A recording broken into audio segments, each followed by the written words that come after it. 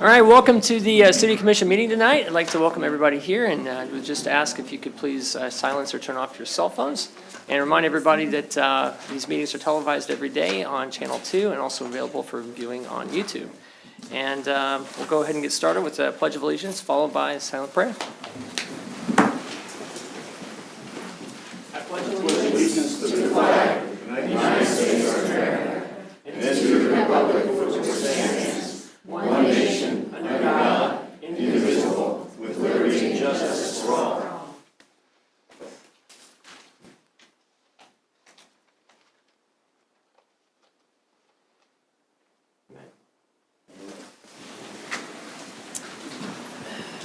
All right, we're going to start tonight with a proclamation.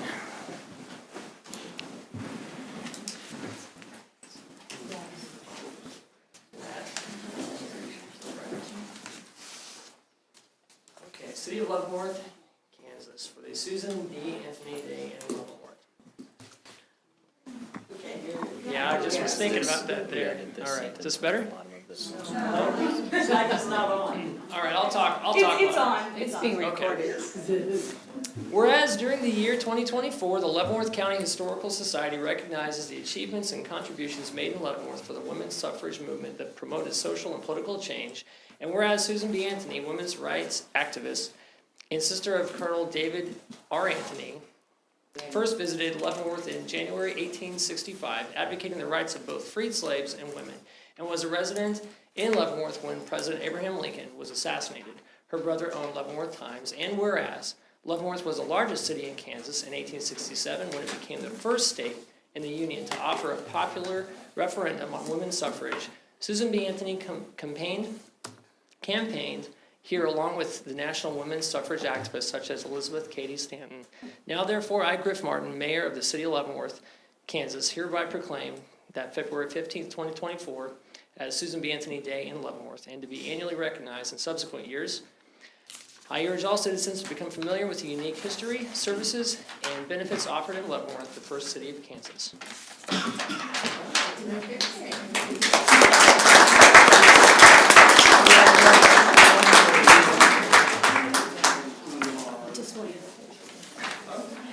On behalf of the Leavenworth County Historical Society, thank you very much.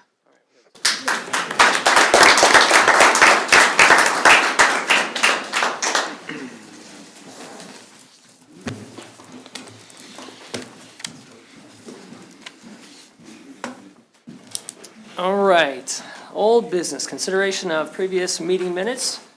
And if there are no questions, I just need a motion. I move the approval of the minutes from the January 23-24 regular meeting. Second. All right, motion's been seconded. We'll begin voting with Commissioner Wilson. Aye. Aye? Aye. Aye. All right, motion passed 5-0. Item 3, second consideration ordinance number 8234, amending Chapter 8, Animal Control and Regulation of the Leavenworth Code of Ordinances. Sir, can you please speak up? We cannot hear anything you're saying. Okay. Is that a little bit better? All right. I guess I'm going podcast mode tonight. There you go. All right, sorry about that. Thank you for speaking up. I appreciate that. This will be handled by our Police Chief, Pat Kitchens. Mr. Mayor, Commission, the Police Department is before the governing body to discuss, want to make a recommended change to the proposal from 2 weeks ago.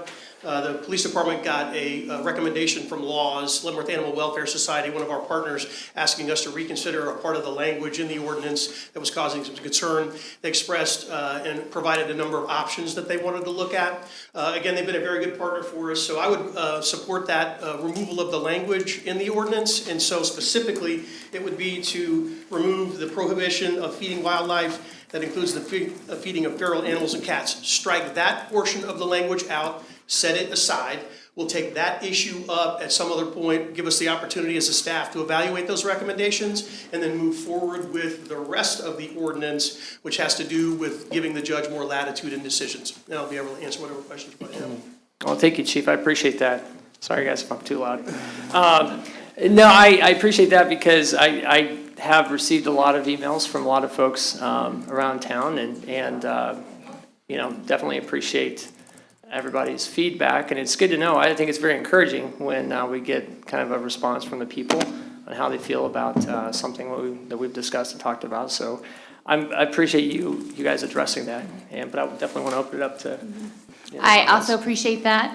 Appreciate everyone coming tonight in support of that. So just to be clear, moving forward, that piece is going to be removed from the ordinance, and then everything else will be the same. That's my recommendation. Okay. It would require you to pass that. But yeah, strike that language out. We'll set that aside. We can take that up at some point. Again, give us the opportunity to evaluate the recommendations that we received, which have been quite a few, and move forward. So, wait a minute. Go ahead, Nancy. So this is Article 6, 8601. The prohibition on feeding wildlife includes the feeding of feral animals and cats. That is the part you're taking out, correct? Yes, ma'am. So, Okay, got yes, it. So, if you were to make a motion, ma'am, or if this was the will of the commission, it'd be to approve ordinance number 8234 as presented with the following change to remove the last sentence of paragraph 1 of section 8-601. Got it. Okay.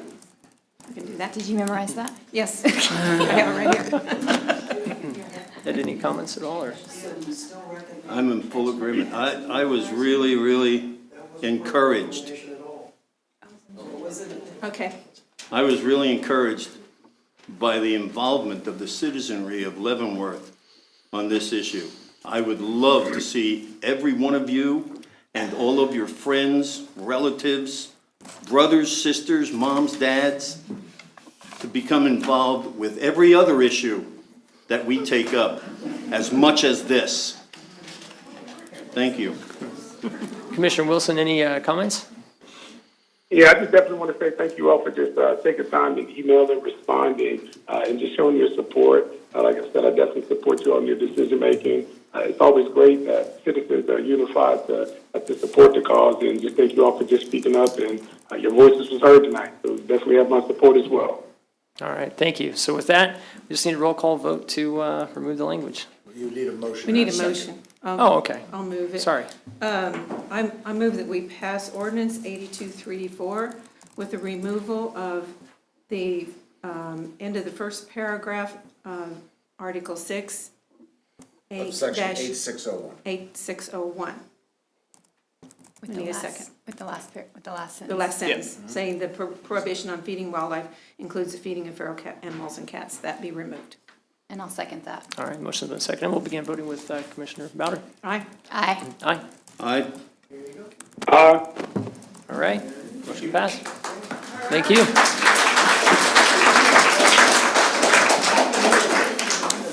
Do you want to let them head out? if they Yeah, wanna so head out? everybody is welcome to hang out tonight. We're going to go to public comment next, but you're also welcome to, if you don't want to stay, it's up to you, so. With that. All right, we'll go ahead and we'll move on to the public comment. And just to remind everybody that we are limited to 2 to 3 minutes, and no action will be taken by the commission on public comment items. With that, do we have anybody ready? We do. Our first person is Terry Lois Mashburn. Okay. Good evening. Terry Lois, Mashburn, Register of Deeds, Leavenworth County, 300 Walnut Street. And I'm here to announce a couple things. The Leavenworth County Register of Deeds office was just recently recognized for the 3rd year in a row. We were the #1 county for the most new subscriptions to Property Fraud Alert. And in reality, we had 1/3 of all the new subscriptions in the state of Kansas. And that didn't happen by accident. There's a lot of partnerships. There's a lot of people in this room who have shared the idea with other friends. And I also wanted to announce that this flyer will soon be going out March 1st, and that is going in the reevaluation letters that the county appraiser sends out. If you've already signed up, you do not need to re-sign up. Your subscription is good for a long time, 200 years to be exact, and you only need to contact us if you've changed your email or your phone number, or if you want to add our new option of text alert. The reason why this is so important that we are growing in our numbers of subscriptions is there's an exponential factor of protection in the number of people who know about it. It's out in the community, people are talking about it, and fraudsters also hear about it. So it doesn't look so inviting to try this title theft trick in Leavenworth County. So thank you very much. Thank you. I'll stand if any questions. Thank you. All right, thank you so much. Anyone else? Our next person is Michael Lay.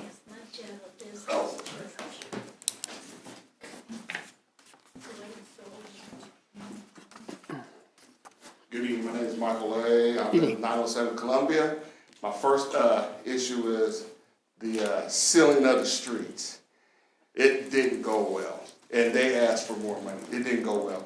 We had the materials that they blew off the street to set the tar and the ash on it. They blew it up on the curb. So now when you cut your grass, you can have chips and stuff in your blades and everything. And it looks horrible. I mean, if you drive by, you can see where there's white ash, and then you see a gravel which is gonna wash down into the gutters. Then our city crew is gonna have to clean the gutters because they're gonna be clogged. And my next issue was, I think with the your trash, with the bins, I think you ought to augmentate on the boxes. You should give them at least 2 boxes with broken down boxes inside, because you have Amazon, you have UPS, people going online to shop now, and they have boxes. So you're gonna put them all in a trash bag, which we don't get free trash bags no more through the water company, and that's gonna cost more on the citizens as well as how they raise the taxes and stuff. And that's all I have. Did y'all understand about the boxes? and Yes. everything? Thank you. Yeah. Thank Yes, you. thank you. Very much.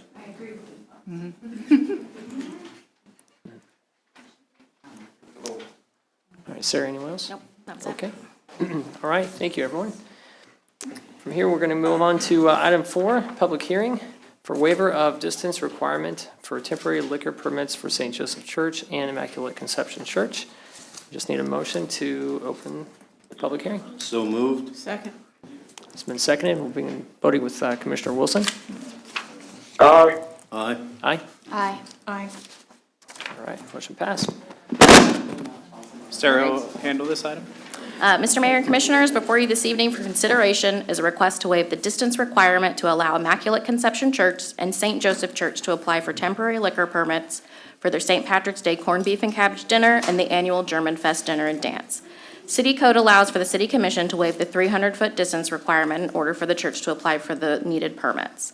Letters were sent to all property owners within 300 feet of both church locations, notifying them of the public hearing this evening. I did receive one phone call earlier this week from a neighbor who is in support of the event. So I'm happy to answer any questions you have, and also John and Teresa Williams with the church is here to answer any questions you may have of them. Okay.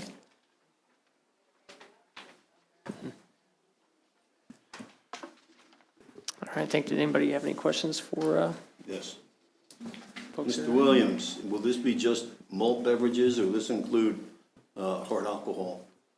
It will include hard alcohol also. Will you have Irish whiskey? You know it. And Bailey's. You know it, sir. Bailey's and beer. Bailey's and Jameson. Bailey's and coffee.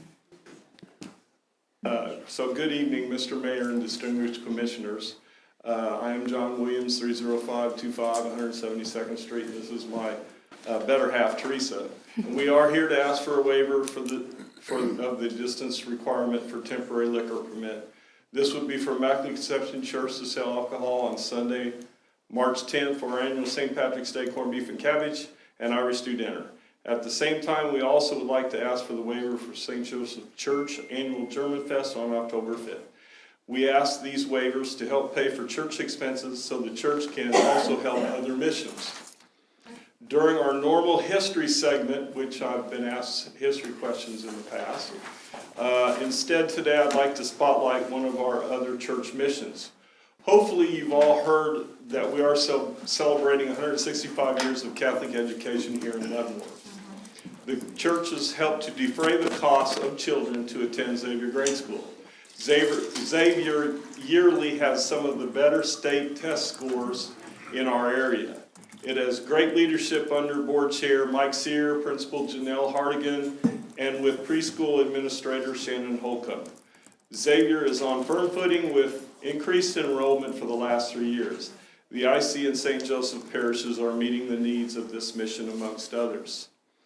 Our parish priest, Father Glenn Snow, also emphasizes we need to bring fun, friendship, and fellowship to the parish socials. We have not only members of the parishes, but also many members of the community come and have a great meal and visit with their friends. We appreciate yearly many members of the commission stop by, eat, and say hello. The Immaculate Conception Church corned beef and cabbage Irish stew dinner and takeout is held at the church basement, 5th and Kiowa, from 11:30 to 2-ish. There will be music, Irish choir, beer, and Irish libation. We'll include the libation there. Remind me this year, I might buy you a drink. Anyway, with your waiver approval and activities for the children. All are invited, and don't forget fun, friendship, and fellowship. Please stay tuned for more information on the German Fest. Just remember for now, or better yet, program the reminder in your phones. Saturday, October 5th, German Fest. Questions? No questions here. Mrs. Williams, Yes. don't let him downgrade you like that. You are not just his better half, you're his better 3/4 easily. We're a team here, so. All right, well, I cannot accept the offer, the drink that you've offered to buy me. Good. Thank you, though. Good. That's great. I didn't think about that. any other comments or questions from anybody? No, I've always been to both events, and they're great events, so. Always are. Great, thank you. Thank you very much. Okay, so with that, we'll just, Mr. go Mayor, ahead. as a public hearing, you do need to ask if there's anybody else in the Thank you, audience that would like Mr. to Waters, speak on appreciate that. that. So with that, is there anybody else here tonight that would like to speak on this topic here?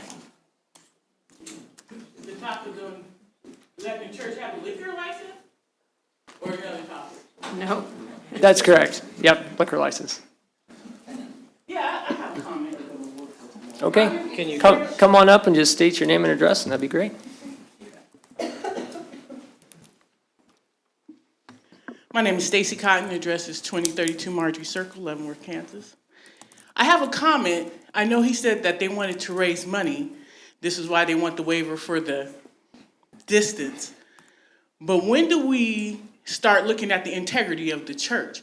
So if you guys are going to give them this waiver, can the money be spent on the people that might be affected by the alcohol that is served? You know, are we just going to fellowship with people and not take the integrity of the church? That a church serving alcohol, so you guys are going to do what you want because you're a city, but I ask that you think about whatever their money raised for causes on addiction if they're going to serve alcohol. So that's my comment on that. Thank you. Thank you, Stacey. Appreciate that. Any other comments? Okay. Yes, ma'am. I'm sorry. Come on up. Yep. Just state your name and address, please. Stephanie Trufino, 1710 Randolph Court. If I'm not mistaken, Jesus drank wine, correct? Fermented. I'm sorry? It was called sweet wine, and the sweet wine wasn't fermented, which wasn't causing drunkenness. So yes, he did drink wine. Right, So but if we're there, going to quote what Jesus said, let's read the Bible. but. Okay. but We'll they're keep it to the mic tonight. Thank you. Yeah. But they're Thank you. taking the money and they're doing something good with it. Yes, we are. That's the bottom line up front. So, Thank you. Thank you so much. There's no other comments. We will proceed to close the public hearing with a motion. So moved. Second? All right, motion's been seconded. We'll begin voting with Commissioner Wilson. Aye. Aye. Aye. Aye. Aye. All right. passed there. Now, just need a motion to consider the waiver. I move to approve the waiver for the St. Patrick's Day dinner and the German Fest, St. Joseph Church and Immaculate Conception Church. Second. All right, motion's been seconded. All right, we'll begin voting with Commissioner Bowder. Aye. Aye. Aye. Aye. All right, motion passed. 4-0. All right. 5-0. General items, item 5, mayor's appointments. And I, Mayor Martin, move to appoint to the Convention and Tourism Committee Jeannie Hazels to an unexpired term ending January 31st, 2025. I just need a Second. second. All right, motion's been seconded. We'll begin voting with Commissioner Wilson. Aye. Aye. Aye. Aye. Aye. All right, motion passed 5-0. Item 6, consider special event street closure request. Turn this over to Sarah. Mr. Mayor and Commissioners, before you this evening for consideration is a request to close streets for a special event.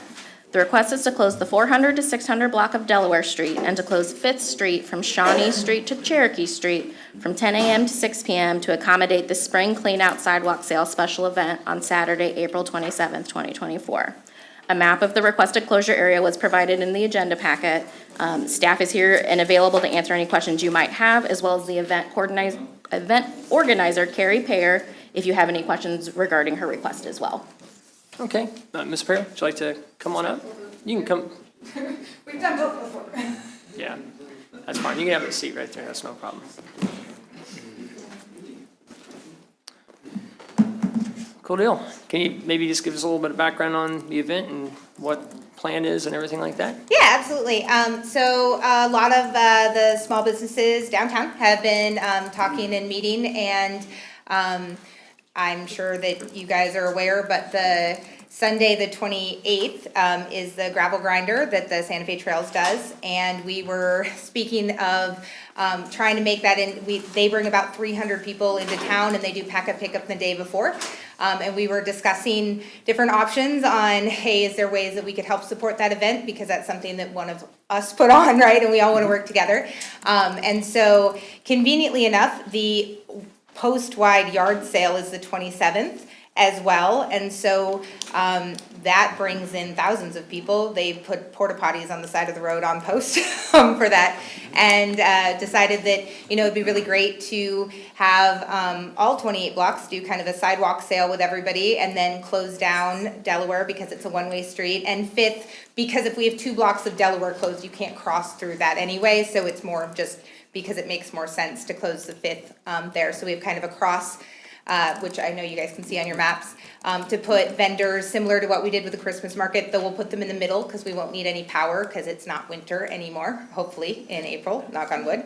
And put food trucks in that and just really draw people downtown that are locals, as well as people from coming in for the race the next day, and people coming in for the post-wide yard sale to come and get lunch and walk around the shops and stuff when they're done on post, because they start doing that first thing in the morning, and by around noon, everybody kind of wants to go get a snack and walk around and have something else to do, and we want to kind of be a part of all of that. Perfect. Thank you for that. Would definitely like to ask Mr. Kramer, staff, any, other elements of? Sure. So staff is essentially neutral. The closure of the commission of streets comes to the commission. Staff supportive of events that popularize the downtown. Our largest concerns for any street closure, this one or any other type of event, are always essentially threefold. Traffic, which entails cars and towing, and when you close off an area, you have to remove the cars, and so we work with people that have that. Awareness of the businesses. That comes, since the city approves the closure, even if the city's not running it, if there's somebody who's unhappy, it usually comes to the commission. So again, traffic and cars, notification of businesses, and then finally is the area returned to its state after the event, which means trash. And so those are our biggest concerns. 2 of those are costs to the city. When the city tows cars, even around the corner, it's about $175 a car. And so we always try to do the best we can. And Carrie, with the Christmas market, really worked hard to notify. There's probably 75 parking places in that cross-sectional area, so that's a concern we have. But we can certainly work through some arrangements on that, but those are the biggest concerns that staff has. Okay, any other cost components? So the refuse is a cost component to us. Any city staff is actually would be being paid overtime. Anything that we did would be done through payroll or overtime plus on a volunteer basis. So those are costs that we have. Any dumpsters, we'd have to pay the disposal fees. So we try not to get into that too much with events because there's so many events, the Arts in the Park and some of the other parades, getting into providing crews. At Camp Leavenworth, for example, we do have that, but the festival pays them, so they are paid out of a different budget because it's not in the refuse budget. The police department is paid out of the Camp Leavenworth budget, not out of the PD budget because the overtime is not in that budget. So those are just some of the costs that people may not think about that we have to take into consideration. This event's shorter, and it wouldn't require security, so that's not an element, but the towing and the trash are What would we be, concerns. pardon me, what would we be looking at for like around average total cost? It just depends on the number of cars, you know, a typical event, something like that. I think for the Christmas Martin, it was the first year this year. I think we were somewhere, and Chief can help me out, somewhere between about $600 and $800 in towing cars. We got most of them out, I think. We didn't tow any cars at the Christmas market. I was there we when the cones went up, and there was one car on the street, and we moved the cone and let them out, so. When we closed last summer, for the bike show, for the big bike show, when we closed Okay. the That was 600 it. block I'm of sorry. Cherokee Street, we towed 4 cars, and it was just shy of $800 for that. And then Camp Leavenworth, I think was about a dozen to 15 cars. It was closer to $2,000. And so that is entirely dependent on how many cars that we have to move. Because if we commit to closing the road and emptying it, that's the solution. We try and find the owners, but at some point the balloon goes up and we just remove the car. So up to $2,000 on that. What about the refuse side? Just depends on how many, the rate, the overtime rate, how many we need, if we have to bring a dumpster down, a couple hundred, maybe like $500 total on a refuse crew. But we haven't got into that. That request hasn't been made at this point. I just wanted to bring that forward to the commission as we consider that. I appreciate that. Any Yep. comments or questions? Sorry. And the volunteers, I think, handled it for the Christmas market for most part, Yeah. except for the dumpster. Carrie, thanks for coming. So would the streets be, so you're gonna have like a sidewalk sale? Yep. And so like you did the Christmas market, would the street be where the booth or the table is then? So nothing would be actually on the sidewalks? So the idea is that we would close the section of Delaware and Fifth and have the vendors on the street for that, so there wouldn't be anything specifically on the sidewalks, though I would think that some of the brick and mortar businesses there would probably put a table out. Obviously not making sure that there's no blockage of ADA, crosswear, and all of that sort of thing. I'm very aware and compliant of those types of things. But the rest of what we want to do is really be sure to be able to include people that aren't specifically just on the blocks of Delaware. So we would really love to encourage the other businesses in our 28 blocks of downtown to be able to have a sidewalk sale happening on their areas so that we can encourage them to walk through all of downtown. We didn't do the sidewalk element for the Christmas market, but I know that from speaking to my fellow business owners and that they absolutely saw an increase in sales that day from people walking around, and that's what we'd really like to try and encourage even more so, and really advertise it as a full downtown event, even if it's just specifically blocked off for vendors on the Delaware stretch. Okay. We budgeted $50,000 to Main Street last year. Are you working with Main Street on this? To my knowledge, Main Street does not have any sort of director or anything at this point in time, so we're not working together. It's the small businesses. We have about 20 of us that are all working together actively, as well as quite a few more who are participants, but just not actively making decisions on that. Well, Main Street's still open, I know that. Oh, yeah, I know. They've been very busy with trying to decide on people, so I don't know. And this won't be affected by the closing of 4th Street, right? Because 4th Street is because of the Correct. construction. Yeah, this stops short of 4th Street and the project won't have started by So then. the detour won't affect this any. No, it shouldn't have any effect on that. Okay. But if Main Street wants to participate, they're welcome to. Ed, you got it? Yeah, just a quick one. You mentioned the food vendors being at the intersection of Fifth and Delaware. Cherokee? Delaware. Let's go, is that gonna limit it to just, on your map, it shows 4. I only put 4 on the map so that we could kind of get a scale of where Okay, the so idea is. you're not planning to restrict it to 4 food trucks, that's it? No. Okay, thank you. Commissioner Wilson, any comments? Yeah, Gary, thanks for coming out this evening.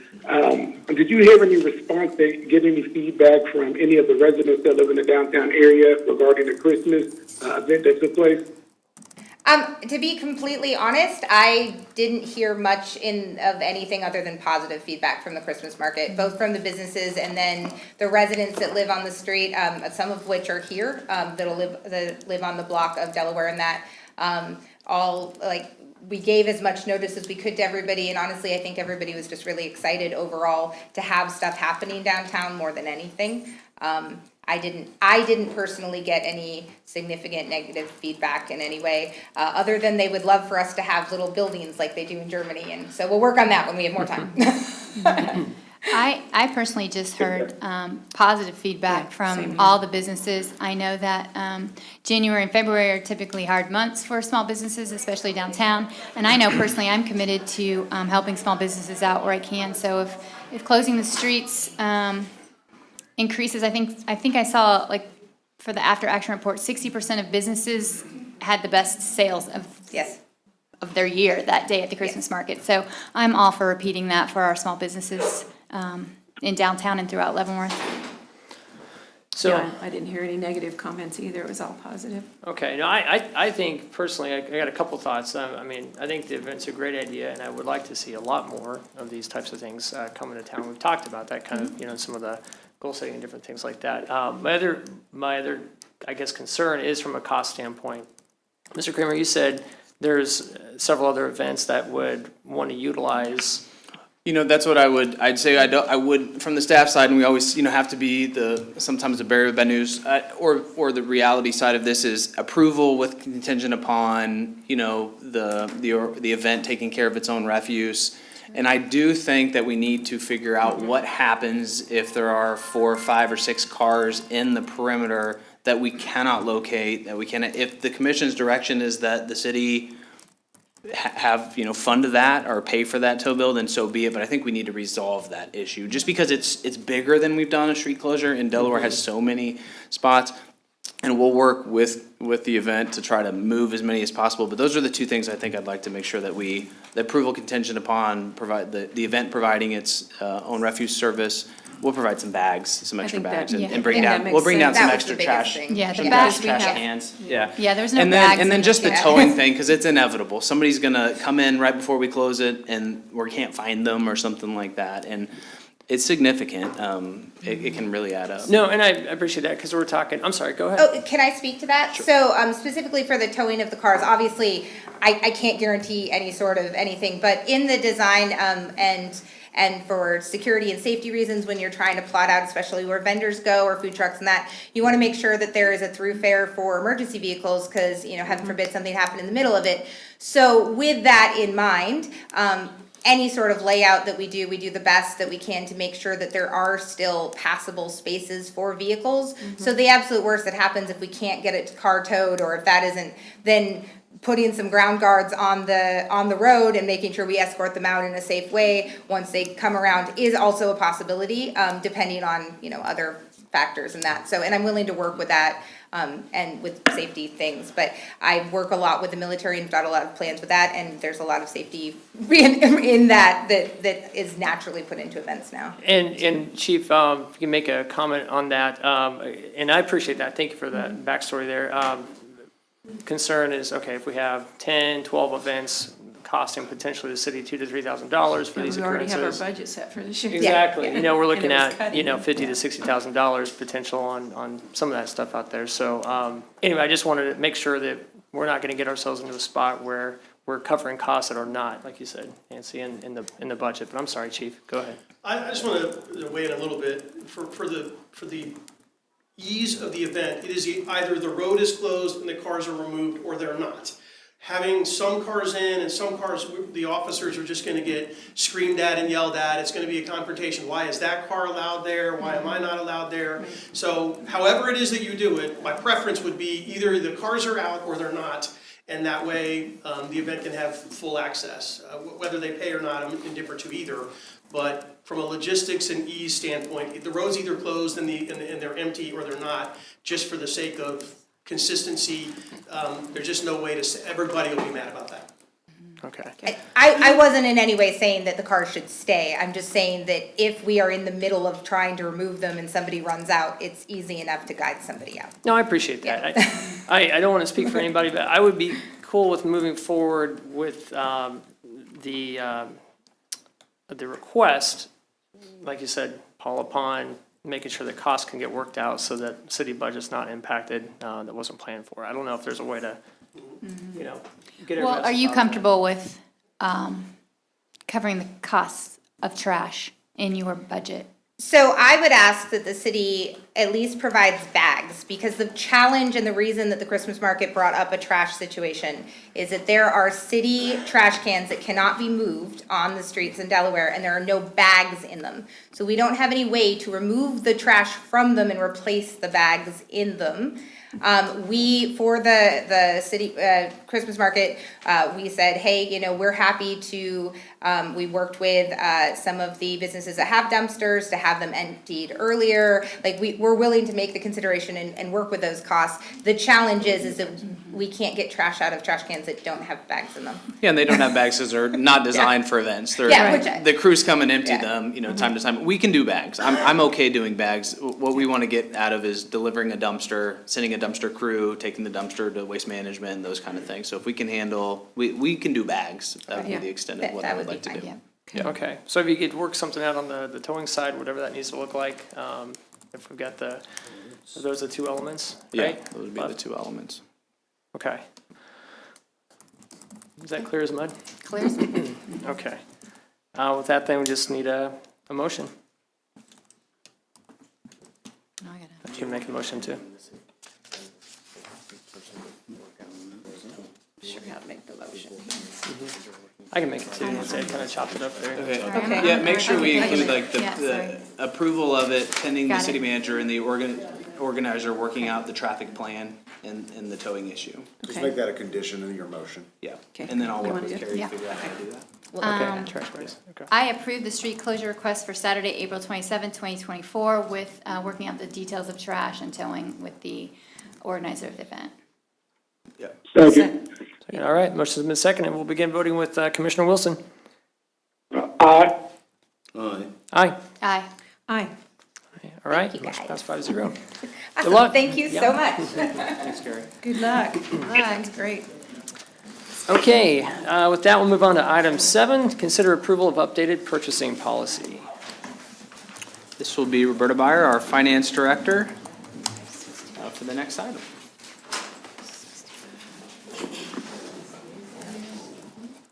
Good evening. Good evening, Mayor and Commissioners. Today, we are presenting an updated purchasing policy and asking for approval of the updated policy.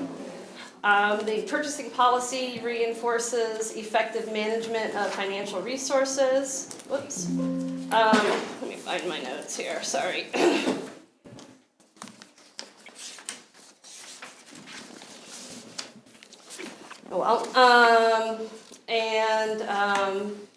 The policy assigns duties and responsibilities of all participants in the purchasing process and documents internal controls. Reviewing and updating the purchasing policy periodically helps maintain adherence to laws and regulations and best business practices. The policy was last updated and approved by the City Commission in 2019, but the last substantive changes of the policy were made in 2016. Since the last update to the policy, the City Commission amended Charter Ordinance 40 with Ordinance number 8213, which increased the threshold for design-build contracts to $10 million, and the Finance Department has made several changes to our practices to improve internal controls. In addition, it has become clear that the policy has become outdated with regard to some purchasing practices and purchasing limits. Therefore, staff is bringing this updated purchasing policy to the Commission for approval. The updated policy has been reviewed, endorsed by the city manager. The updated policy is included in your packet, and as I'm sure you are aware, it makes for great bedtime reading, as it'll put you right to sleep. Yes. I'm afraid this will not be a riveting presentation, as one can only do so much with the material at hand, but I do believe it's important to review the substantive changes that were made to the policy and take the time to discuss each one. As we go through each item, I will pause and ask for questions before we move to the next issue. This presentation is presented with 2 fonts. Anytime the text is blue, it's a direct excerpt from the updated policy. We're going to start with what are the substantive changes to the purchasing policy, and they include updated roles and responsibilities, particularly for the finance department, improved documentation of internal controls, increased purchasing limits to reflect current economic conditions, and updated purchasing practices to facilitate the city's ability to obtain competitive quotes and bids for a wider range of vendors. In addition to those items, there are numerous minor changes in the policy that were made to provide clarification to existing policies, improve consistency, and improve readability of the policy. Those minor updates don't change our actual policies or practices and will not be discussed in this presentation. I'm going to start with the updated roles and responsibilities of the finance department. The finance department consists of 5 employees, and their responsibility are as follows.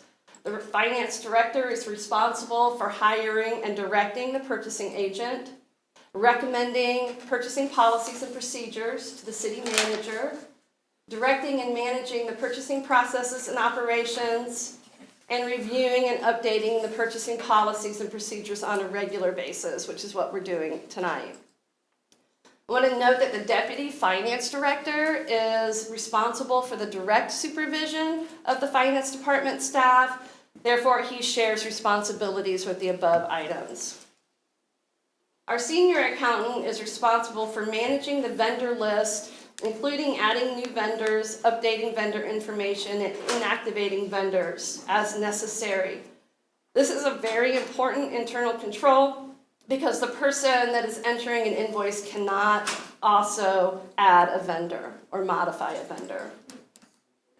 And the senior accountant also manages the chart of accounts, including establishing new account codes and project numbers.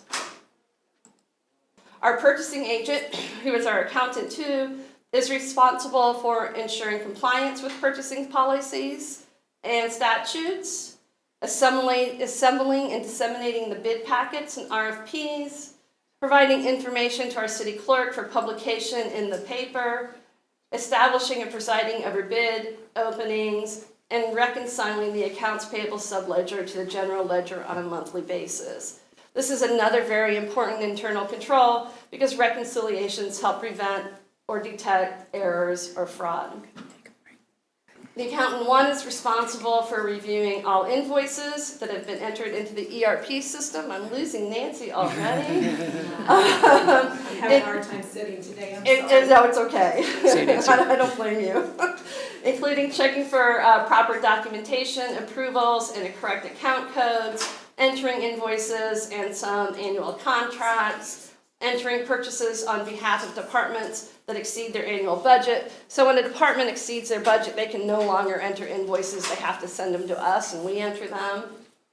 And releases batches and pays invoice once they're reviewed and approved, and prepares the claims report for the city commission on a bi-weekly basis. So that is the end of the updates for roles and responsibilities, and I'd like to, do you want to discuss anything? Do you have any questions? I don't have any questions right now. All right. Purchase cards. So the city uses city-issued purchase cards, and that provides departments with an easy method, expedient method to make purchases of goods and services within their spending limit. All purchase cards have a limit on them. Most of the times it's $1,000. The city currently has 81 P cards issued. Therefore, it's very important that responsibilities and internal controls are clearly documented. The updated purchasing policy adds a significant amount of documentation with regard to the use of P cards. The Finance Department approves the issuance of purchase cards and approves any temporary increase in limit requests. The department directors request the new cards for new employees. They request any increases they need in temporary limits, and there's usually a one-day increase in temporary limits. They review the purchases that cardholders want to make prior to the purchase being made, and then they review the receipts that the cardholders have to ensure accuracy and appropriateness of purchase. And they approve purchase card transactions in the ERP system after the cardholder has reconciled their purchase card statement. Again, this is a really important internal control because all P card purchases are approved by the employee supervisor on a weekly basis. We upload P card data on Mondays, and by Friday they have to be fully reconciled. So there's no time lag. That was a question I had, so, okay, cool. Yeah. So the senior accountant is responsible for requesting and issuing the new purchase cards once I've approved that. She also cancels and disposes of purchase cards that are no longer used.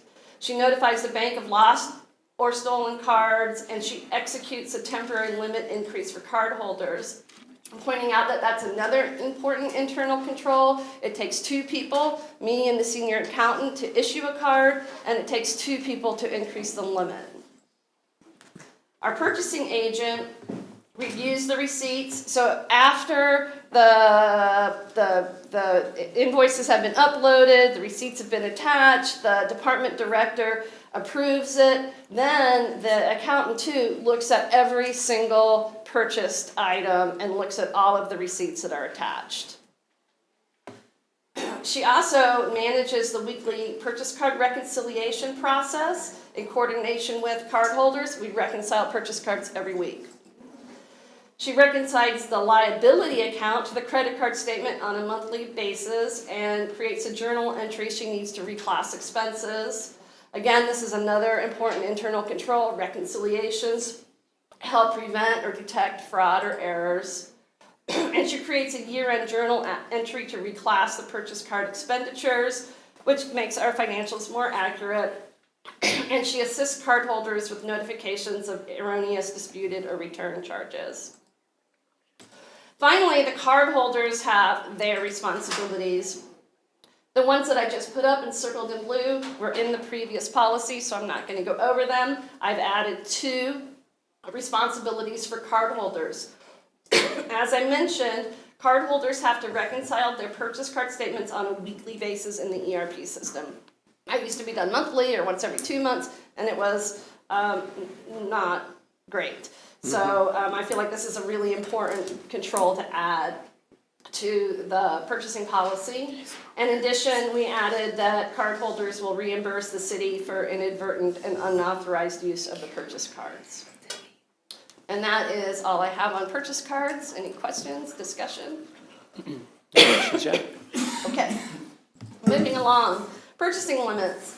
So the updated policy updated purchasing limits to reflect our current economic conditions. As I mentioned, the last substantive change to the purchasing policy was in 2016.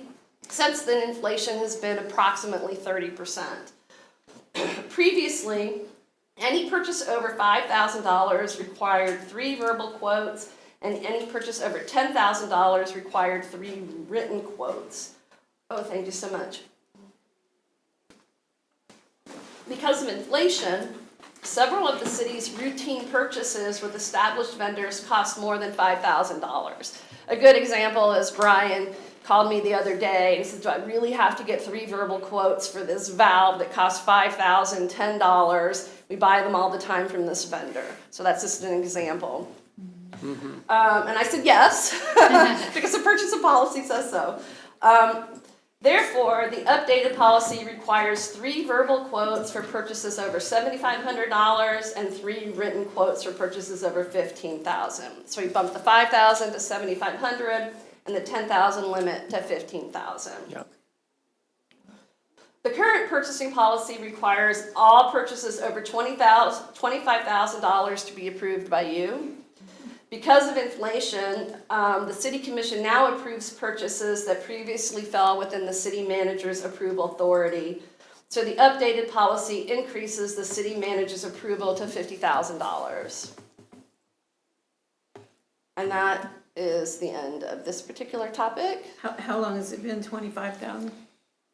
Well, since at least 2016. I was looking for earlier policies. The last one I could find was 2016 that said 25,000, and before that, the one that I could find was 2003, and it was lower. So I don't know exactly what date. Just curious. Yeah, Any other questions? not really, no. Okay, solicited quote process. So this is the most exciting topic that we're going to have today, so hold on to the edge of your seats. The existing purchasing policy requires a formal sealed bid process for all purchases over $25,000. The bid process has the advantage of publishing requests for bids, so all vendors know that we have a project coming up and they can bid on it, and that's a really important aspect of this sealed bid process. The updated purchasing policy adds the option of a solicited quote process for purchases and contracts between $25,000 and $100,000.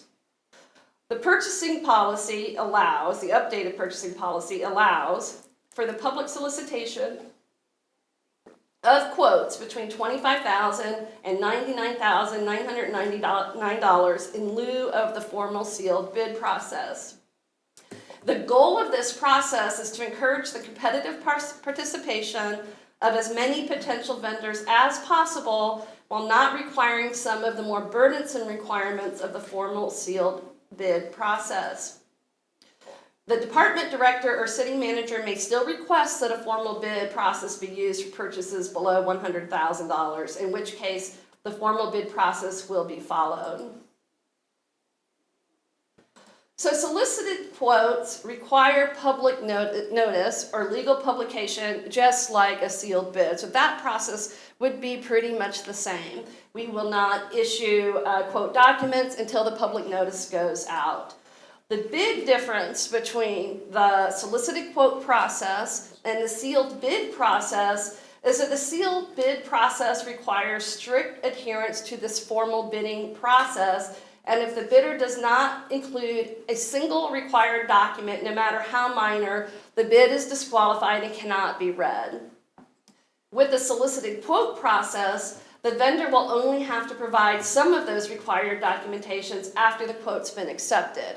So we're not going to say, oh, you don't have to provide this bond, or you don't have to sign this a non-collusion agreement. What we're saying is once we gather the quotes and we pick the vendor, then we'll collect all of that documentation, some of which is notarized, which is an added expense for the smaller vendors. And what we're hoping is by doing this, we'll get more vendors participating in our quote process for these contracts under $100,000. And that is the end of my presentation with regard to solicited quotes. So we do reject a fair number of bids for not having a single document, and so it's really designed to try to be more business friendly from the city, try to maybe get some vendors who aren't used to doing a sealed bid process, and so that's just from the clarification on that. Cool, thank you for that. All right, so this next page is a summary of the updated purchasing limits and processes that I just discussed. I just circled in green the purchasing limits that are in the existing policy. And then the column circled in blue is the new, is the updated purchasing limit. So the 5,000 goes to 7,500, 5,000 to 10,000, 7,500 to 15,000, etc. The green circled documents on the right show the processes that currently exist. Those processes are not changing at all while the approval levels are not changing, the processes are not changing. The only one that we're adding that's different is the published quote process. So with the new limits, authority limit for the city manager, for a published quote process, the city manager would be able to approve anything less than $50,000, and any published quote over $50,000 to $100,000 would be brought to the city commission. And as always, anything over 100, all the sealed bids would come to the city commission. So any questions about this? I know this is a lot. That's okay. Kind of dense. You're okay.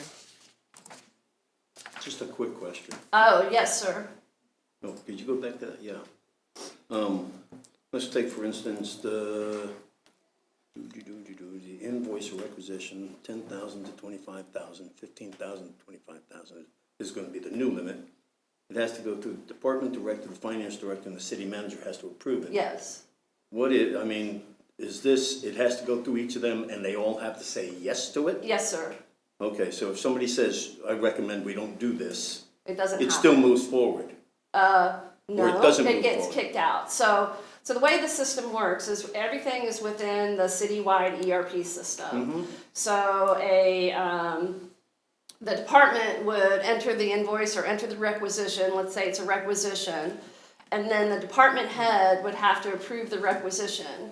Then that requisition is going to come to me if it's over $10,000, over $7,500, it would come to me, and I have to approve it. So at that point, I open it, I look at the requisition. If I have questions about it, I'll ask about it. If I don't like it, I'll reject it and tell them they have to add this, get further authority. If I approve it, then it will go to Paul for approval if the dollar level is high enough. So everybody has to approve it within the ERP system for it to get turned into a requisition. Okay, so this isn't a recommendation until it gets to the actual approval authority. That's correct. Okay, thank you. And that's the current process, and that's not changing. Okay, thank you. I think that's a valuable internal control, the number of approvals required. No, I agree with that. And I did buzz by the last comment on this slide. The purchasing policy does explicitly state that a purchase shall not be split to avoid the bid process or bypass approval authority. Okay. So in the same vein, we updated the minimum limit for requests for proposals, or RFPs. So RFPs are written documents issued by the purchasing agent inviting potential contractors to submit sealed proposals for specific professional services.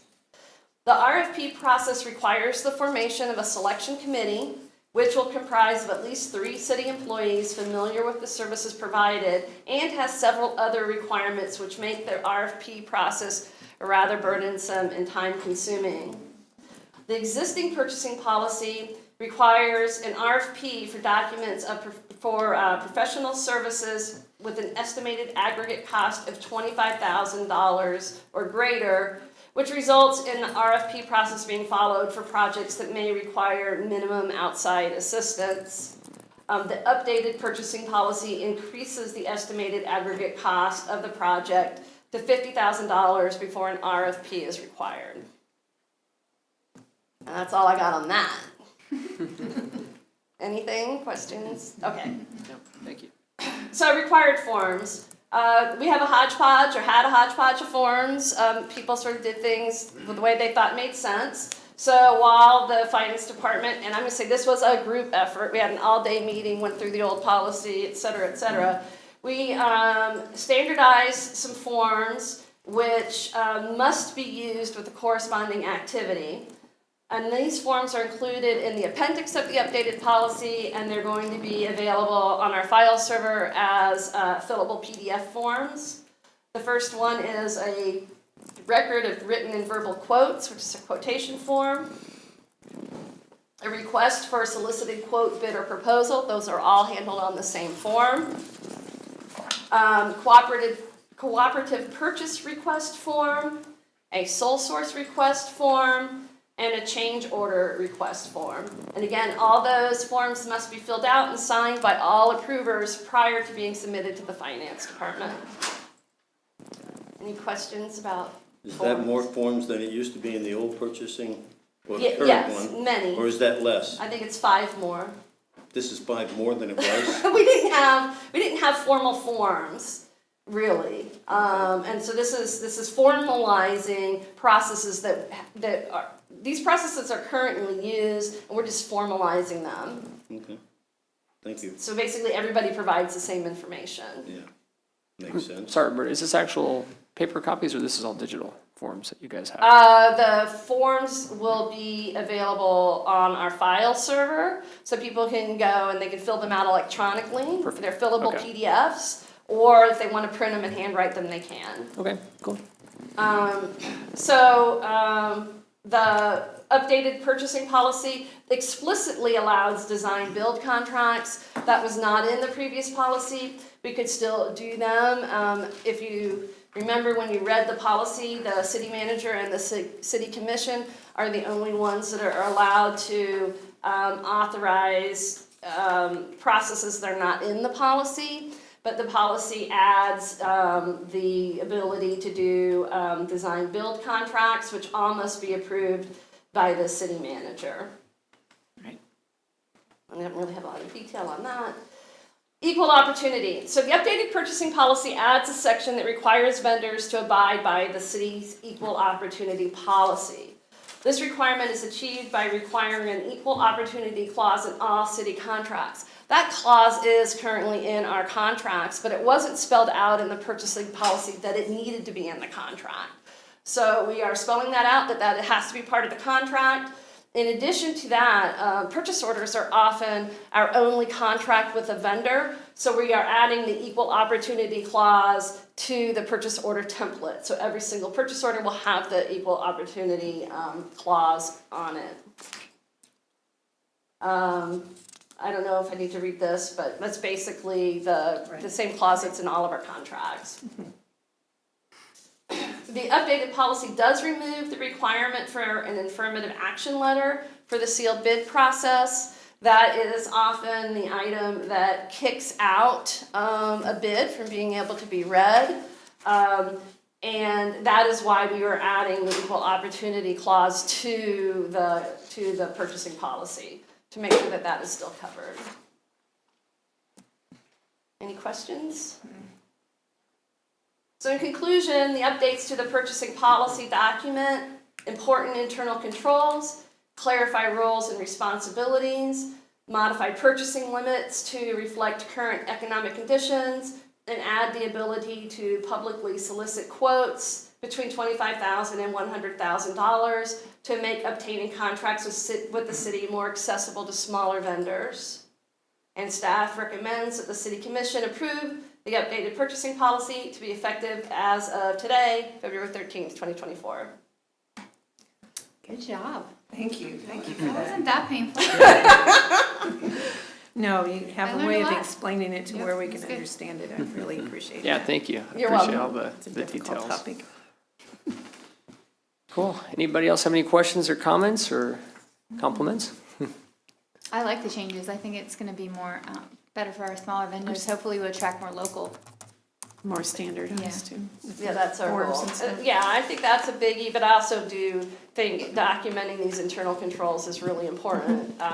Since I've started, I've implemented dozens of internal controls, and I just, having them in the policy will make sure that they continue after my reign. Continuity, that's good, that's good. No, that's Yeah, cool. yeah. Thank you very much, Roberta. I appreciate all that. Well, with that being said then, we would just need a motion. I move to approve the updated purchasing policy. I'll second that. Motion's been seconded. We'll begin voting with Commissioner Bowder. Aye. Aye. Aye. Aye. Aye. All right, motion passed 5-0. Next item, number 8, review draft of 2023 KDHE annual report for stormwater. This will be Brian Faust, the Director of Public Works for this item. Good evening.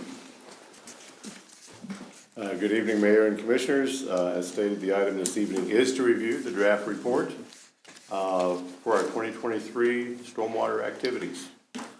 For background, the city of Leavenworth is regulated by both the Kansas Department of Health and Environment, or KDHE, as well as U.S. Environmental Protection Agency, or EPA, as a Phase 2 city for stormwater purposes. The city has been required to submit an annual report for stormwater activities every year since 2003. The report summarizes the action the city has taken the previous year to protect and enhance stormwater quality. The guidelines for the activities to be reported on were set by the revised stormwater management plan that was adopted by the City Commission in October of 2020. These guidelines have been used since 2021. The city has submitted reports in accordance with KDHE requirements in previous years. Our interaction with KDHE and EPA suggests that the report be reviewed in a public forum rather than just being submitted by city staff. The attached documents are a draft of the key portion of the annual report. There will be additional supporting documents in the appendices when the report is submitted. Staff is requesting comments and suggestions from the City Commission related to the content of the report, and it is appropriate for the City Commission to seek input from the public on this matter as well. The current KDHE stormwater permit is in force from November 2019 through October of 2024, which is this year. We've been in contact with KDHE. They're actually going to renew our permit in July of this year for 3 years. Right now, they have 64 reports or permits due at the exact same time, so they're looking at staggering that so their workload's less. So we'll have an update for 3 years. Key narratives of the report are: we have an executive summary. There's 6 minimum control measures that we have to comply with. Those are public education and outreach, public involvement and participation, illicit discharge detection and elimination, construction sites, stormwater runoff and control, post-construction stormwater management, and pollution prevention and good housekeeping. The city does keep on our website a very active stormwater page under Public Works.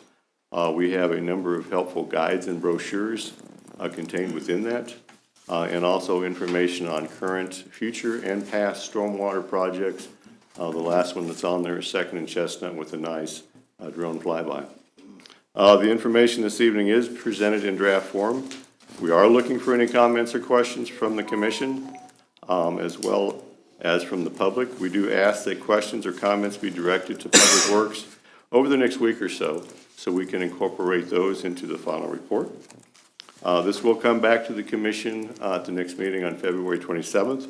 At that time, we will be recommending the City Commission adopt a resolution supporting the final report. And that report is actually due to KDHE on February 28th. And I'd be happy to answer any questions you may have. Thanks, Mr. Faust. Appreciate that. Comments, questions? Anybody? No.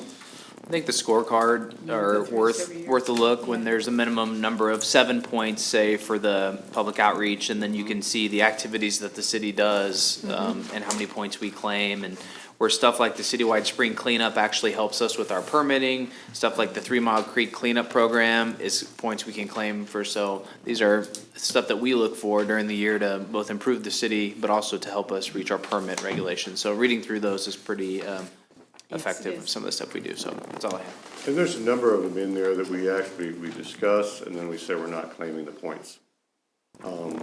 We've almost reached those, where we can, but we wanted the state to know that we are actively working towards those. Sure. And so we highlight those, but we don't take any points for those. And each year, the number of points goes up. So if this year we have to have 7 points, then next year we might have to have 9. So they want to make sure that we are making an effort of continuing to improve at what we're doing.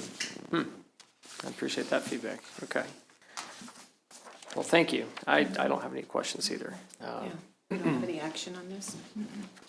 No action. No.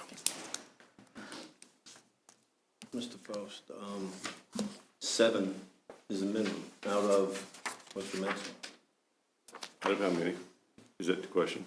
7 is the minimum out of how many? What's the maximum? Each minimum control measure has a whole lot more things we can do than actually listed on your pages. And so there might be 40 or 50 points available.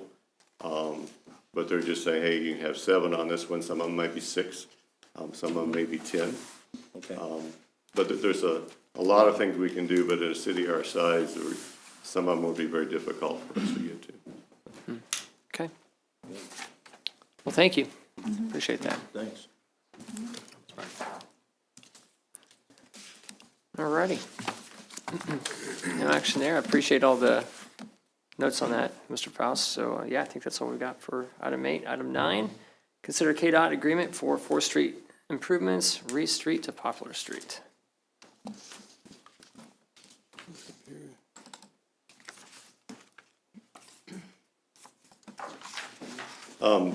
Again, thank you. This is to consider authorizing the mayor to sign a KDOT agreement number 2924 for the 4th Street improvements. This would be between Reese Street and Poplar Street. Up on the screen, you'll see a map. This is basically in the area of Tyertown. If you drive on 4th Street in the area of Tyertown, the pavement in there is in pretty poor condition. In 2023, we did apply for and were awarded a CCLIP, which stands for City Connecting Link Improvement Program, a grant to do this project. This is not a reconstruction of the street. This is basically a mill and overlay. There will be some localized base patching in the worst areas, some curb replacement. If you look in the area around O'Reilly's, some of the curb has rather large gaping holes in it. We'll be replacing those. We're also making ADA improvements at the intersections to make sure we have appropriate ramps with truncated dome detection. This maximum grant is for $400,000. It's for construction and construction engineering. It's an 85-15 grant. There are a number of non-participating items, curbs non-participating, sidewalks non-participating, and the ramps are non-participating. The city is currently seeking qualifications on RFQ from interested design consultants. Responses are due at the end of the month, with design tentatively planned for March of this year. Staff reviewed the agreement with KDOT and does recommend approval. The project schedule from KDOT shows design completed in late 2024 with bidding in April of 25. Construction improvements are tentatively planned for summer of 2025. KDOT's process is anywhere from 12 to 14 months. This is a fairly straightforward project. It's a mill and overlay. But the process of what they are required to do and what they require the city to do, that process is 12 to 14 months. Again, the state's participation is 85% for a maximum of $400,000. We anticipate the total project cost to be roughly $540,000. The cost incurred in 2024 will only be for the design, and cost in 25 will be associated with the construction. Staff does recommend the City Commission authorize the mayor to sign KDOT agreement number 2924 for the 4th Street Surface Preservation Project between Reese Street and Poplar Street. I'd be happy to answer any questions.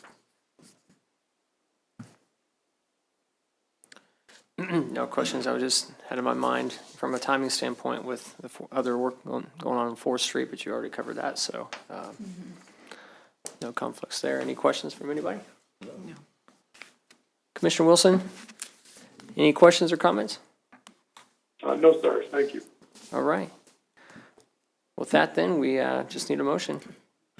I'll make a motion for the mayor to sign the KDOT agreement 2924 for the 4th Street Surface Preservation Project between Reese and Poplar Street. Second. Motion's been seconded. We'll begin voting with Commissioner Wilson. Aye. Aye. Aye. Aye. Aye. Motion passed 5-0.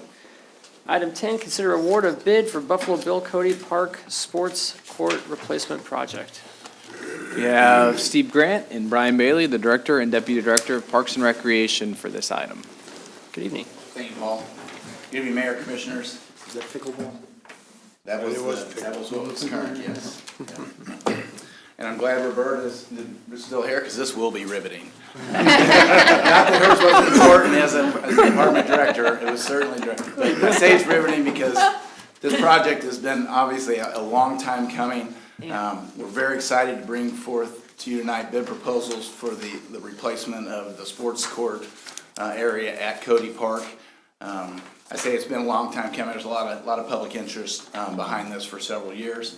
We were very excited last year when the City Commission dedicated money towards this project to replace the sports courts area at Cody Park, starting with design work in the fall of last year and then construction this year in 2024.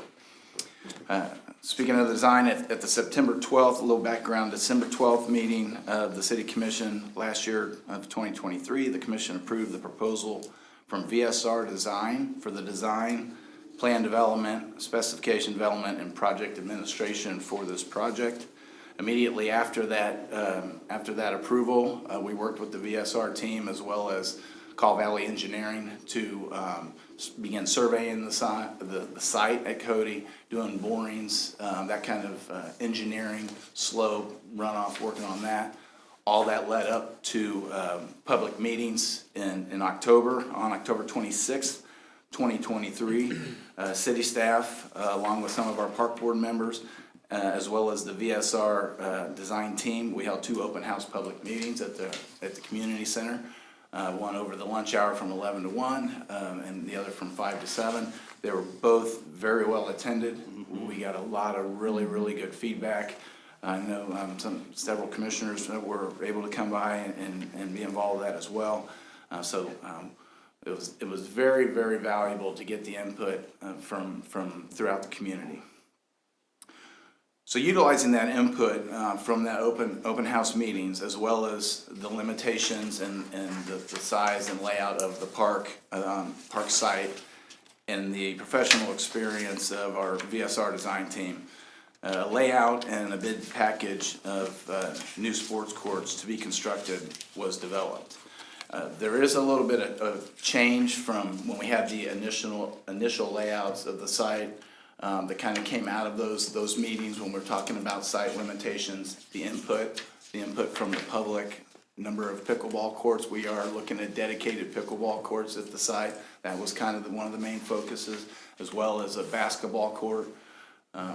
One of the things that came out of our meetings was trying to fit all of that into that small area there. It's really confined. We have the parking lot, obviously, private ground to the south, slope issues heading towards the baseball, softball field to the east, and then, of course, the restroom and slope of the natural creekway there at Cody Park.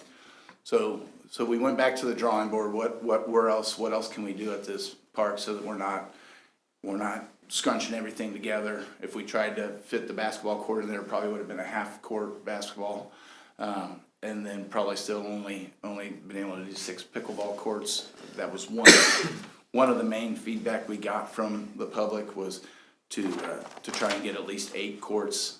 We'll be able to hold tournaments, things like that.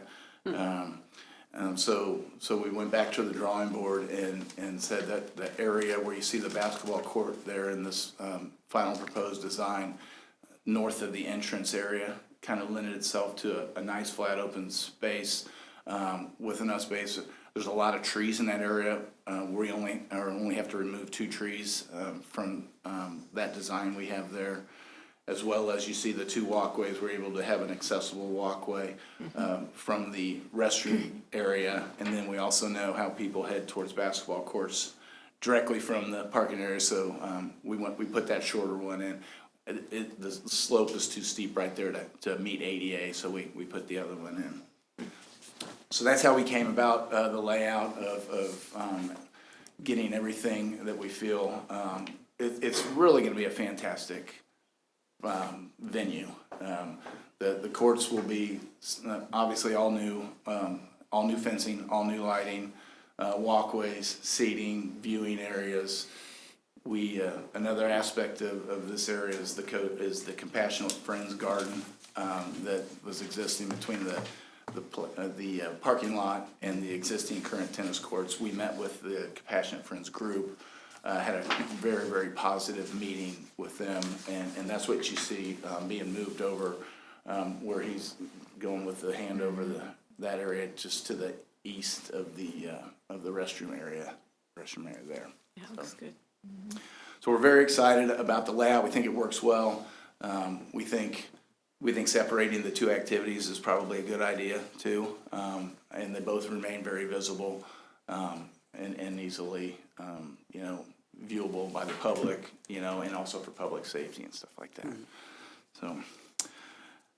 So with that, we put together a bid package, and layout for the sports courts to be constructed in this manner.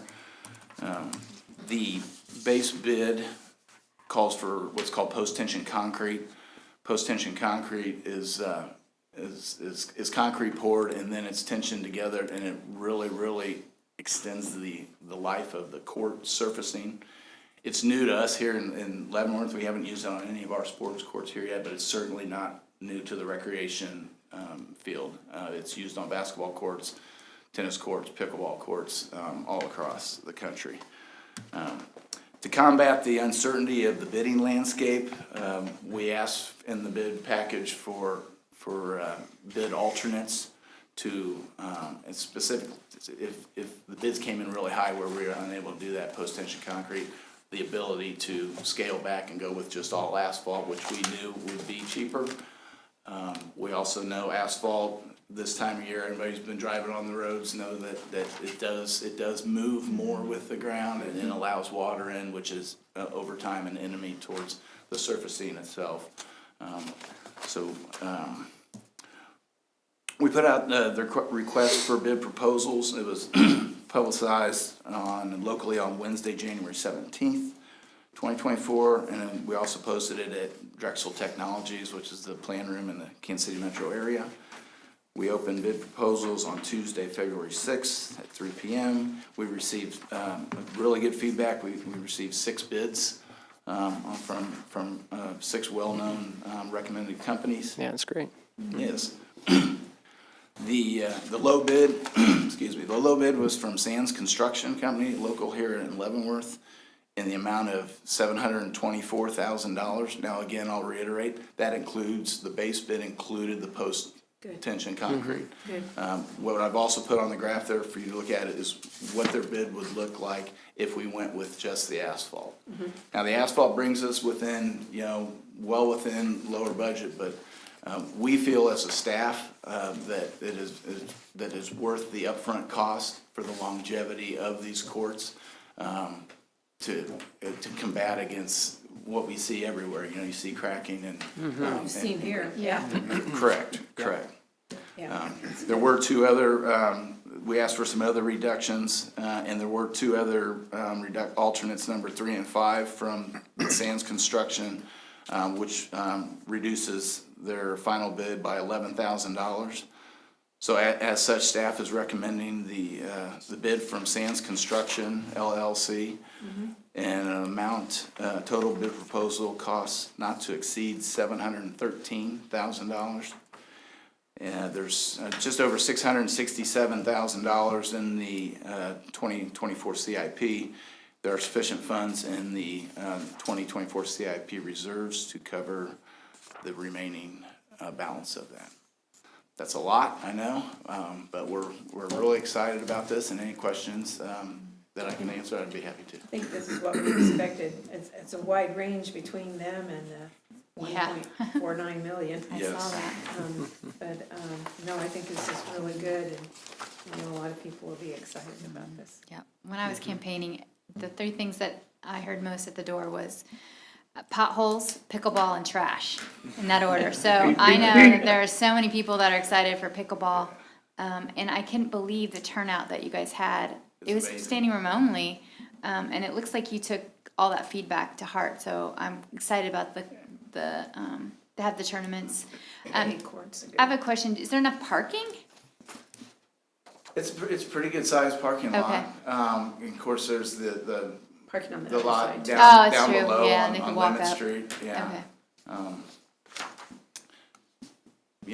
That all depends on probably the size of a tournament. I think for the daily use, for sure. Okay. And we've held big events before. If we were to hold a big tournament and expected a big turnout like that, we've done satellite, vans and buses and stuff for big events in the past. I don't know that it would ever get to that already. We've done other things there too, like Easter egg hunts and stuff. It brings in a lot of Yes. cars Sure. that we've been able to deal Yes. with that. Is there a concession place there built in this? So there is, that old restroom facility, was renovated about 7 or 8 years ago. And it does have concession ability in it now. It's a very old facility. But it's perfectly there. functional. Yes. Yeah, I'm excited. Any other Couple of questions. comments? Go ahead. Yes, sir. Now let me remember what they all are. To begin with, number 5, voluntary alternate, that you got here. Can you explain to me what use 15-inch T and 90-degree elbow in lieu of NP basins? Make that English for me. If Sands Construction were here, they would be able, it has to do with the underground plumbing. Brian might be Yeah, able- so there's a storm box that the water will run into. So it's basically, they're making their own storm box instead of buying a precast storm box to sit in there. So it makes it a little cheaper. Okay. Is the basketball court also gonna be the post-tension? Yes, sir. Good. Okay. Oh, what was the other thing? Yeah, it must have been very, very important. Yeah. No, I think it's great. I appreciate all the feedback, and it'll be cool to see those when they're all Yeah. completed, and pickleball's really been taking the country by Sure. storm. Sure, yeah, and just as a reminder on this project, it's lengthy, you know, and as these different surfacings get put down, we're gonna ask for a lot of patience by the public. They'll see that, obviously, the concrete get poured, but then there's plain surface, two coats of plain surface that go on that. And you start seeing it, and those have to set up for a certain amount of time. All of it has to set up for a certain amount of time. And the lines will be on there, but the gates will be locked for a certain amount of time, until they're ready for actual play on them, so. But, we're thinking, you know, probably a solid 6-month project. Okay. Wow. That parking lot will be closed off, during, just for the safety of the public. We have the public, or the parking lot down there, like we said, on Lemon Street. So.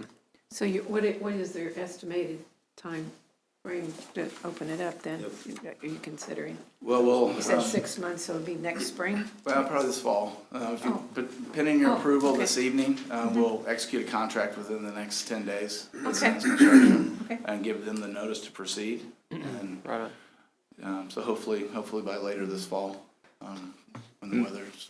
And they'll have lighting, so if the weather's nice, they can play in the evenings in the fall Yes. with Like the tonight. lighting. Yeah, that's really That'd be cool. great. I like that. Commissioner Wilson, you got any questions, comments? Not for just for the commissioners, if you all have not played pickleball, I encourage you to learn the sport. It's a great sport, and looking forward to being the first one to play on the court. Yeah, he's an advocate. I think that was a challenge. You win. Ed, do you have one more thing do you want to ask? No, No, actually, I'm looking forward to it. No other comment. Okay. Commissioner Bowder asked the question. When can we see it? Yeah. Okay. Cool. All right. Well, appreciate that. Yeah, just need a motion at this point. I move that we, Go ahead. we approve the construction, the bid being given to Sands Construction and have them, go at it. The base Post-haste. bid, not to exceed, Oh, the base bid, yes. not to exceed 713. 713,000. Second. All right, motion's been seconded. We'll begin voting with Commissioner Bowder. Aye. Aye. Aye. Aye. Right on. Send that contract over, man. Thank you. Thank you very much. Thank you, guys. Thank you. Okay, item 11, first consideration ordinance amending chapter 28 nuisances of the Leavenworth Code of Ordinances. Start with Julie Hurley, the Director of Planning and Community Development. Okay, thank you, Mr. Mayor and Commissioners. As you said, this is first consideration ordinance to amend Chapter 28 of the City Code, which deals with nuisances. This is our code enforcement, basically, and how we enforce different code enforcement issues. This was initiated by City Attorney David Waters, just in his review of our different codes. And this is primarily intended to get this into compliance with Kansas statute. It mostly is gonna refine internal staff procedures. It's not really changing what we enforce or how we enforce it. Attorney Waters has worked pretty closely with the city prosecutor and the municipal court judge to make sure that process is smooth, and what we're looking at in this change aligns with what we're doing in court. So I will let David hit on if there's anything major, but that's pretty much where we're at with it. Thank you, Mr. Mayor, members of the commission. This is, chapter 28 covers your general nuisances, to be distinguished from what you usually have presented to you, the unsafe and dangerous structures. General nuisances, there's, probably 1,000 different ways to describe them. They can be anything from too tall of grass, rank weeds, sitting water, vermin, rats, those types of things, junked automobiles, junk yards, anything like that that can be a general nuisance. And one of the things that we did on this also was the city had adopted the International Property Maintenance Code, and so there are some provisions in that as well as in terms of what identifies as a nuisance. So we did some kind of cross-referencing here to incorporate that as well. As Julie mentioned, probably the biggest changes of this really are how we go about notices and enforcement. And there are generally three different ways of doing it, and there's probably some confusion as to different paths to follow. Under state statute, there is the ability of city, much like your demo list with unsafe and dangerous structures, to what I call self-help abate nuisances. That requires a lot of particular types of notice that be given. Sometimes those are very often to actually deliver because they require certain certified mail that never gets picked up. And then, then the city never does that. But that's not the only method to do it. Again, the city has not traditionally undertaken its own self-help abatement of just general nuisances. So we've made some provisions in here to still allow for those self-help processes, revise the code to make those completely consistent with state law, but also added more clear provisions for staff on just general enforcement of where the city would not end up coming in and doing it itself. A notice in order to do this, and warnings that then can be enforced in municipal court. And that would be the third way, provisions for in municipal court enforcement. Worked with the city prosecutor quite a bit and with the municipal judge. The municipal judge had some questions on what are my actual authority to issue orders, or what, I want to make sure if I get a case that the processes were actually followed, so I know what notices are required. So that's why we kind of went through those steps a little bit more clearly in the code, so the judge knows, okay, if this is coming before me, it was under this pathway. And the self-help abatement where the city does it, that's a different path that comes to you to do. That's not something that would then come to the judge. So help clarifying those types of processes for it. So that was really the bulk of the work on this. Did some other work, including expanding junk on property to include certain statutory language on inoperable vehicles, and some general cleanup. A lot of the stuff, and the other provision on there that we added was when it comes to weeds, Kansas statute offers a shorthand notice provision where if you have a repeat offender, you can give them just a once yearly notice of everything instead of having to give a notice every single time they have failed to do something. So we've built that into this code as well to make sure that staff understands that they can do those kind of shorthand procedures as well. Then other than that, some general cleanup, but those are the highlights of this chapter. Okay, thank you very much. I didn't notice the word boats anywhere in this. And sometimes people have it out there in their yard, visible to all, a boat that is, from 1953. It's got glass busted out of it and pieces broken off it. Obviously hasn't been cared for. That covered in this? That could be under junk and such. It would not be under the inoperable vehicles part of it probably, because those are just a different, those aren't defined under Kansas statute as motor vehicles. Right. But certainly if there was a junked piece of equipment of any kind, it likely would be covered on this. I'm not sure, I don't believe the city has any specific regulations as to just general boat storage that would not qualify as junk. So some cities have regulations, ordinances that just deem any type of, it'd be trailers, RVs, or boats as unsightly, so some cities regulate those and require they be put in self-storage or something like that. The city of Leavenworth doesn't have anything, I don't believe, do you? We talk in our development regulations about where those can be parked on your property. But I think where you're saying, if there's a junked boat or RV or anything, that can fall Yes. under this general nuisance chapter. It doesn't have to specifically be called out as a boat, just with the Yeah, general but it nuisance could not be language. necessarily Yeah. just because someone does not like the sight of a boat. If Right. the boat could not reasonably be classified as junked or inoperable or things, causing blight to the area, then it probably wouldn't go that far. Thank you. Have you ever had problems with right of entry with our city staff, like going on the property? We do not go onto private property. Okay. We do all of our code enforcement from public right of way. Okay. So I just street, didn't know. alleys, any other public property, yeah. A lot of that comes into, though, from the code enforcement side, that's one thing, but if you take the path of city abatement of a nuisance, Yeah, that's what I'm looking at. then that's when that would come in. Now, that's not something that I've ever seen come to you before, but it is a procedure that is allowed under statute for the city to self-help and take care of abatements itself, kind of like your demo list, so to speak. Instead of, demolish the building, you'd be passing a resolution to staff go in and remove this junk pile. In that type of situation, that's where that would come into play. Okay. And when we go onto a property to enforce, it's when we've gone through the process of going through municipal court.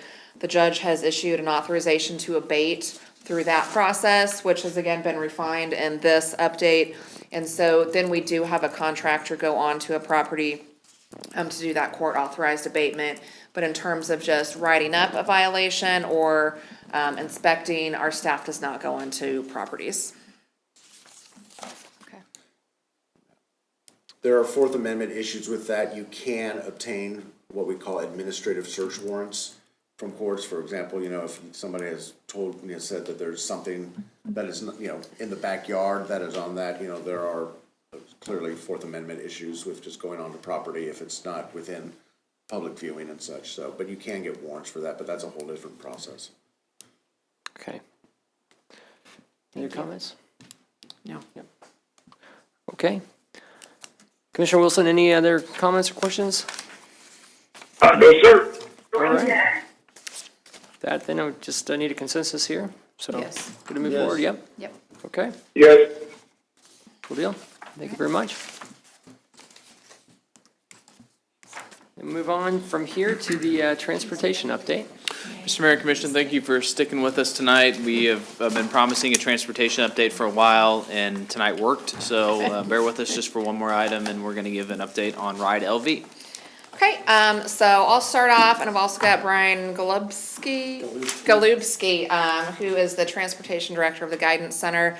And so he's gonna be able to answer a lot more of your questions kind of from the operational standpoint of it. But just had kind of a brief overview of where we started and what the first year of operation has looked like.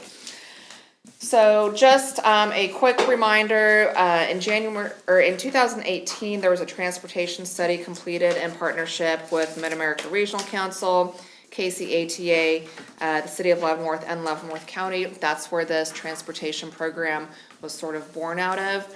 The primary recommended mode of a service, and that was a demand responsive service, which is what we've ended up with, where you call for your service, the service comes and gets you. So not a fixed route service like a bus route type thing. So since 2018, our staff, Guidance Center staff, has worked pretty hard to bring this to fruition.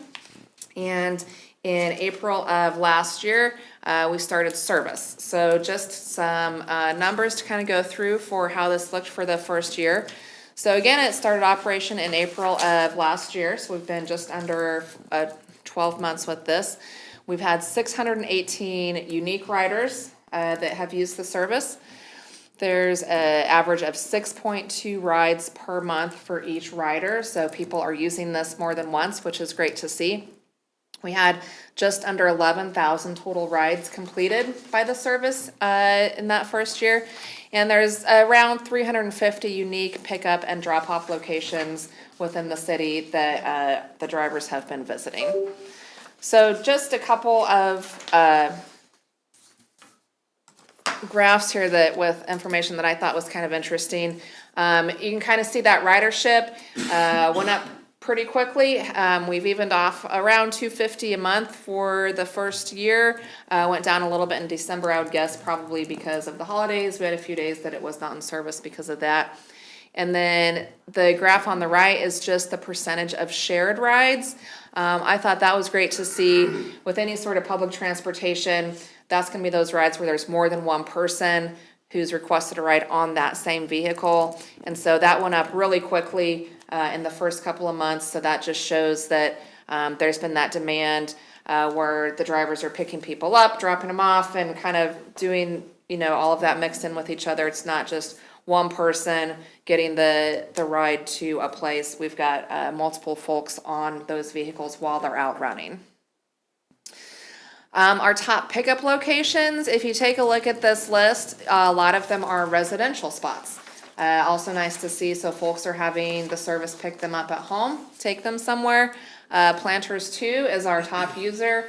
I know that the folks over there really love it. Every time I'm over at the building, I'm almost guaranteed to see one of the vans. Cody Plaza, Pin Oak, Hillcrest, State Street, Woodland Village, Abernathy, Lofts, those are the top places where folks are being picked up.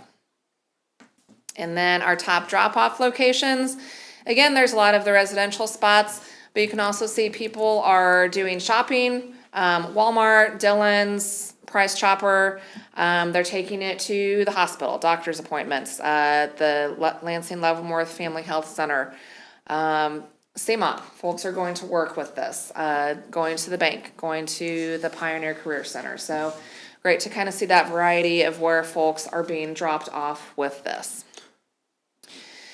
And then looking ahead, some things that we are actively already working on to get going this year. We're working with the staff over at Guidance Center to get some sort of voucher or coupon option for people to pay for these rides. This is something that we've been looking at and working pretty closely with the community service providers here in town. What's going to best work for the folks that they're working with, so we can make sure that those people are able to get their rides. And then working with the city of Lansing and the state of Kansas to expand the service area. That's something that we've been hearing almost since the first week of this being in service. Why doesn't this come into Lansing?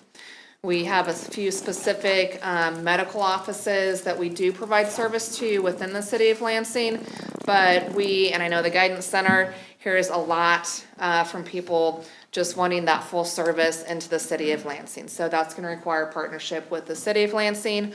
The grants coordinator at the Guidance Center, Rachel Sweet, she's the one who handles and manages all the grants that we get from the state of Kansas to primarily fund this. And as I'm sure aware, grant cycles are a little bit ahead, so kind of looking at how we're going to expand this, how much more money we're going to need to get from the state, and so working with Rachel to make sure we can get those grant applications in for the state so that we can get this expanded and be serving more people.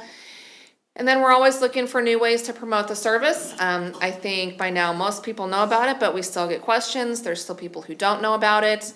And kind of tying in with that, continuing to emphasize the use of the app as the best option for booking and paying for these rides. They still get a lot of calls over the dispatch center at the Guidance Center with folks calling in for the service. We know there's always going to be folks for whom that's the best option, and the staff over there is certainly happy to work with them and getting them their rides, but using that app is really going to be the most efficient way for operational side of it, and then just for the riders, making sure they can get the times they want, easily paying for it.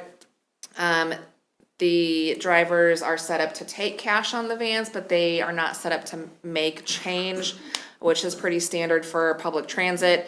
It's a safety issue for the drivers, so that is something that comes up, and so just having that ability to have the ride already paid for, not having to deal with cash, is always good. So we're excited about where it's been. Most of the feedback, it's been overwhelmingly positive. As we get more people using it, there's always gonna be concerns about delays, just because we have more and more people using a service that, has its limits, but the drivers and the staff at the guidance center do a really good job of working through that. Everybody's getting their rides.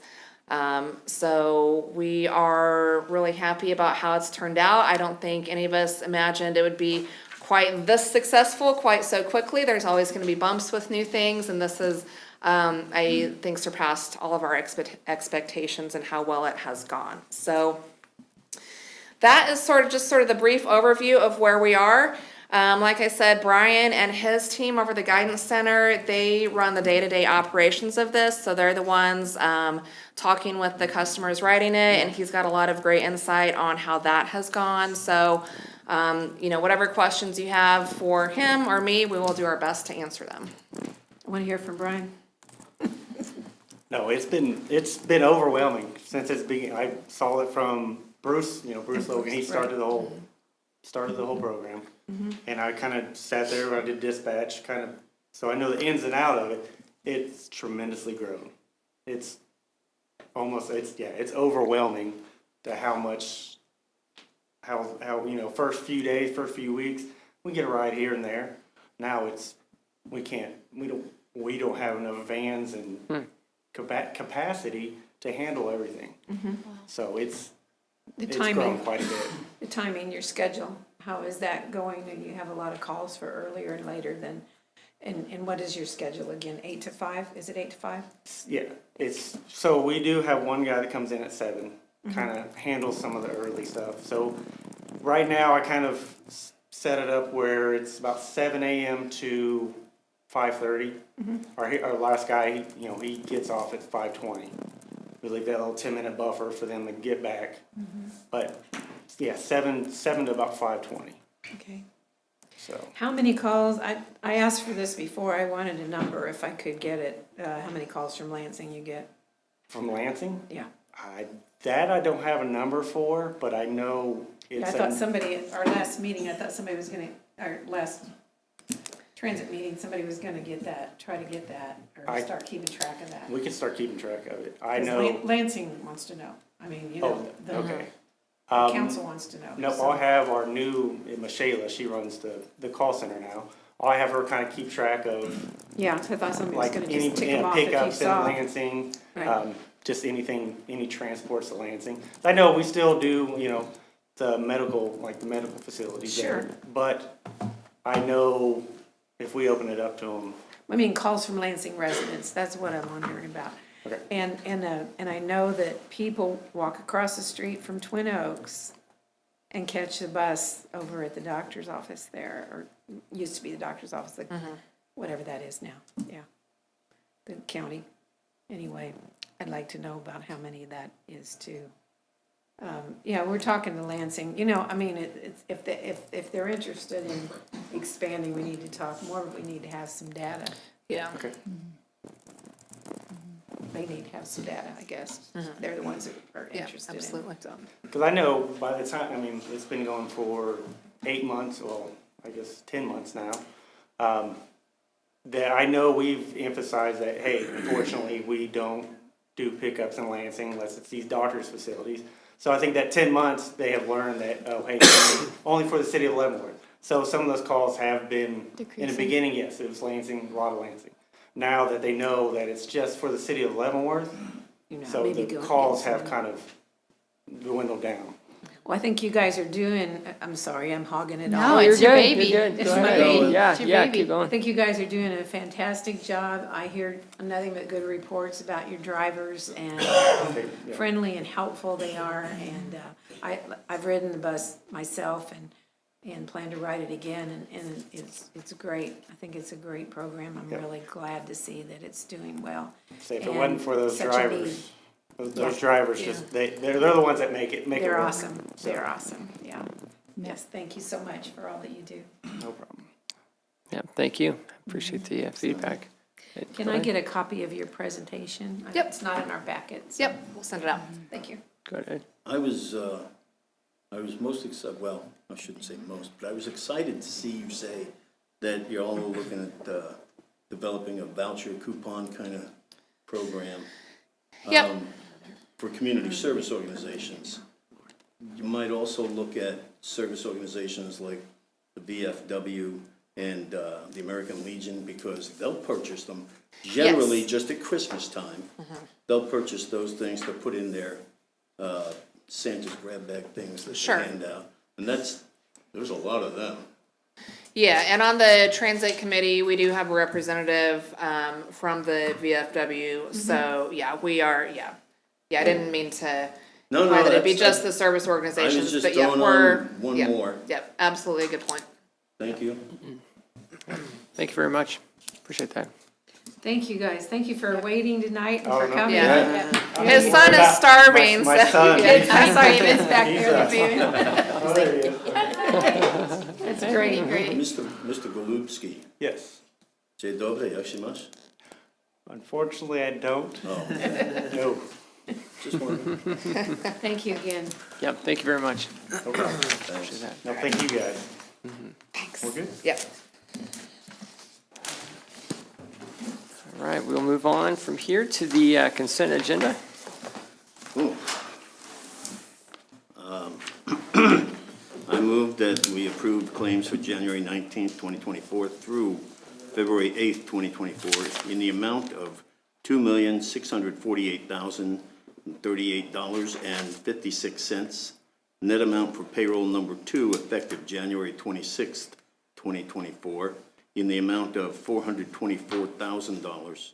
$424,377.03 includes police and fire pension in the amount of $7,491.38.